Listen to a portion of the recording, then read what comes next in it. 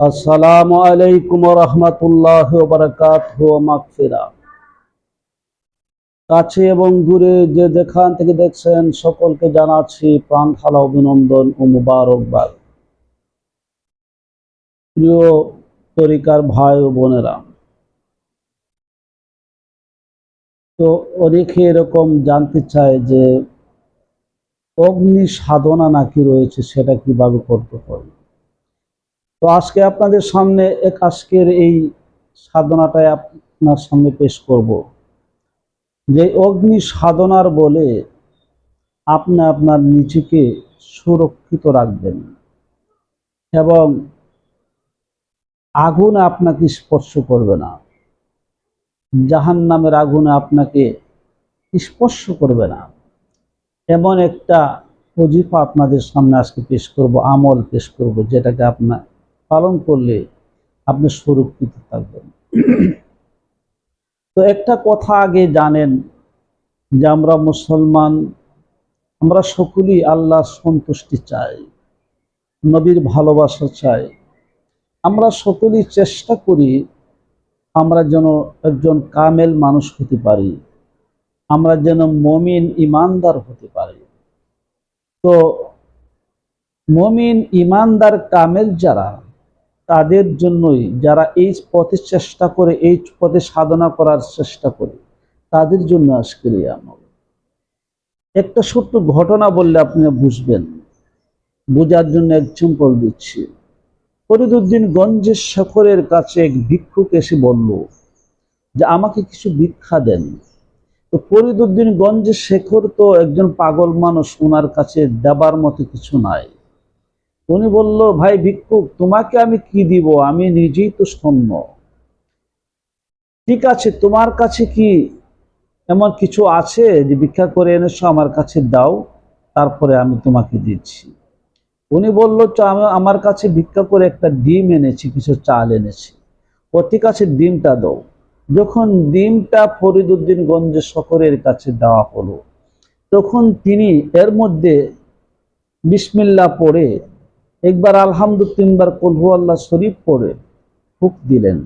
স্বর্ণের, এই যে মোরগের ডিমটা স্বর্ণের ডিম রূপান্তরিত হয়ে গেল, মোরগের ডিমটা স্বর্ণের ডিম হয়ে গেল। কিছু দূর থেকে এক লোক দেখতে পেল যে আরে একবার আলহামদু, তিনবার কুল হু পড়ে ফুঁক দেওয়াতে মুরগির ডিম স্বর্ণের ডিম হয়ে গেছে। তো ভালো এক মন্ত্র শিখলাম, ঠিক আছে, বাড়িতে যেয়ে সকল গরিবকে ধনী বানিয়ে দিব। তো বাড়িতে যে বলল, কে কে আসো, ডিম নিয়ে আসো, আমি স্বর্ণের ডিম বানিয়ে দিব। যখন লোকেরা তার কাছে ডিম নিয়ে ছুটতে শুরু করলো, উনি যখন একবার আলহামদু, তিনবার কুল হু আল্লাহ শরীফ করে ফুঁক দেয়, স্বর্ণের ডিম হবে দূরের কথা, পিতলের ডিমও হয় না। লোকটা বলতে শুরু করলো, ওই লোক তো এই মন্ত্র পরেই ফুঁক দিয়েছে, এটা স্বর্ণের ডিম হলো, আর আমি পড়ছি স্বর্ণের ডিম হচ্ছে না। ব্যাপারটা কি? আসল ব্যাপার হচ্ছে নিজেকে আগে গড়ে নিতে হবে, উপযুক্ত করে নিতে হবে। তারপরে আপনি যখন উপযুক্ত হয়ে যাবেন, কামেল পুরুষ হয়ে যাবেন, তখন মুখ থেকে ফু দিলে সেটা বাতাস বের হয় না, আগুন বের হয়। মুখ থেকে থুতু ফালাইলে সেটা পানি বের হয় না, সেটা মধু বের হয়। এই জন্য আল্লাহর কুদরত, আল্লাহর শক্তি পাওয়ার জন্য নিজেকে উপযুক্ত করে নেওয়া, আর সেই উপযুক্ত হওয়ার পরেই কেবল ফল পাওয়া যায়। তো আজকে যে আমলের কথা বলবো, সেটাকে আপনি শুরু করতে হলে নিজেকে আমলের মাধ্যমে নিজেকে পুত পবিত্র করে, পরিশুদ্ধ করে, নিজেকে উপযুক্ত করে নিতে হবে। তারপরেই কেবল আপনার আমলগুলি কামিয়াব হবে। তো আজকে আপনাদের সামনে যে আমলের কথা বলবো, সেটা হচ্ছে অগ্নি আমল। অর্থাৎ আগুন থেকে, আগুনকে সম্মোহিত করা, আগুনকে বশীভূত করার যে মন্ত্র, সেটা আপনাদের সামনে পেশ করব।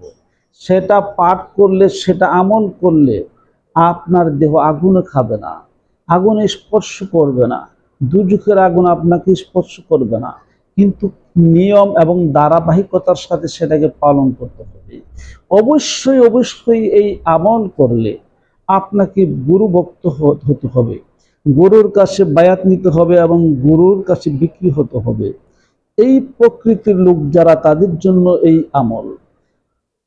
একটা কথা জেনে রাখুন যে প্রতিটা মানুষ যদি নিজেকে আল্লাহর কাছে সমর্পণ না করতে পারে, নিজের স্বার্থ নিজের মধ্যেই লুকায়িত রাখে, দুনিয়াতে কেবল স্বার্থের জন্যই চলে, স্বার্থের উপরে সে প্রতিষ্ঠিত থাকে, সে নিজেকে আল্লাহর কাছে সোপর্দ করে না, আল্লাহর কাছে বিলীন করে দেয় না, তাহলে সে কিভাবে কামিয়াব হবে?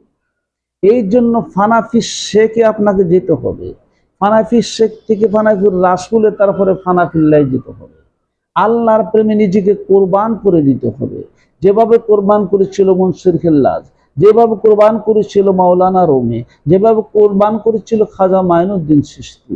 এইভাবে নিজেকে আল্লাহর রাস্তায় কোরবান করে আল্লাহর রাস্তায় থাকতে হবে, তাহলেই আপনি কামিয়াব হবেন। আজকের যে আমল সেটা হচ্ছে, আমরা যে দোয়াটা আমল করব সেটা হচ্ছে বিসমিল্লাহির রহমানির রহিম, ইয়া নারু কুনি বারদাও ওয়া সালামান ইয়া আলী। এখানে এই যে দোয়াটা পরে নিজের নাম আপনি লাগাই নেবেন, এই দোয়াটাকে আপনি পাঠ করতে হবে। তবে এই দোয়ার রহস্য মর্তবা হলো, এই দোয়া যদি আপনি সকাল ঘুম থেকে ওঠার পরে, ফজর নামাজের পরে, আবার রাত্রি ঘুমানোর আগে, এই দোয়াটা যদি আপনি দৈনিক 500 বার করে পড়েন, 500 বার করে যদি পড়েন, তাহলে আপনার এই দেহটা এমনভাবে কন্ট্রোল হয়ে যাবে, এই দেহটাকে আগুন স্পর্শ করবে না।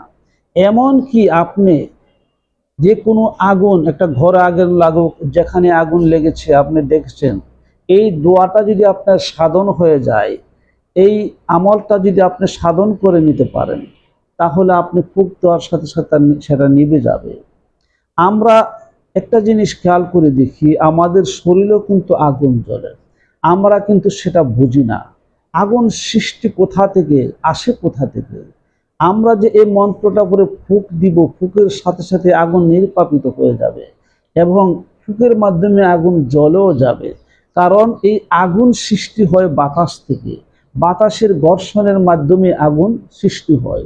সুতরাং এই আগুন মানুষের অধীনস্থ, মানুষের জন্য সকল কিছু আল্লাহ সৃষ্টি করেছে। তবে এক একটাকে কন্ট্রোল করতে এক একটা মন্ত্র রয়েছে, আল্লাহর কুদরতি শক্তি রয়েছে, সে শক্তির বলে আমরা সেটাকে কন্ট্রোল করি। তো এমনই একটা মন্ত্র আপনাদের সামনে পেশ করলাম। এটা দ্বারা যদি আপনি কন্ট্রোল করতে হয়, তাহলে নিজেকে আগে উপযুক্ত করে নিতে, অবশ্যই পীরের হাতে বায়াত নিতে হবে। উপযুক্ত পীর দেখে বায়াত নেবেন এবং এই আমলটার যে রীতি বা প্রসেস, যে নিয়ম রয়েছে, সেটা আপনি কিভাবে করবেন, কিভাবে করলে ফায়দা হবে, এটা খুব কঠিন একটা আমল। এই আমলটা আমরা যতটা সহজ বলছি ততটা সহজ না, এটা নির্ধারিত নিয়ম কানুন রয়েছে, নিয়ম কানুনের ভিতরে থেকে আপনাকে আমল করতে হবে। আর এই নিয়ম কানুনের যে গোপন রহস্য বেদ, এটা প্রত্যেকের পীর মাশায়েখ যারা পীর ধরেছেন, না হলে পীর ধরবেন, ধরে সেটাকে জেনে নেবেন, জেনে নেওয়ার পরে আমল শুরু করবেন। একটা কথা জেনে রাখবেন যে এজাজত ব্যতীত, অর্থাৎ পীরের নির্দেশ ব্যতীত যদি আপনি আমল করেন, সে আমলে ফায়দা হবে না, আপনি কামিয়াব হবেন না। কারণ আপনাকে বায়াত হওয়ার পর আপনার যে মন, আপনার যে কলব, আপনার যে দিল, সেটাকে মসজিদের কালবের সাথে কানেকশন করতে হবে। আর এখানে যদি মসজিদের কাল থেকে নূর সৃষ্টি না হয়, এই আমলে কাজ হবে না। এই জন্য এই আমলটাকে করতে হলে নিজের কালবের মধ্যে নূর তৈরি করতে হবে এবং একাগ্রতার কালবে আপনাকে সে আমলটা করতে হবে। এই জন্য আল্লাহ পাক রব্বুল আলামিন যেন প্রত্যেকের পীর মুর্শিদের কাছ থেকে এই সত্যটা জেনে আমল করা শুরু করেন। এই আমল করলে একদিন আপনার দেহটা কত পবিত্র হবে, এই দেহকে আগুন স্পর্শ করবে না। আল্লাহ রাব্বুল আলামিন যেন এই সত্যটা বোঝার জন্য সকলকে তৌফিক দান করে। ওয়া আখিরি দাওয়ানা আলহামদুলিল্লাহি রাব্বিল আলামিন, ওয়াসসালাতু ওয়াসসালামু আলা রাসূলিহি।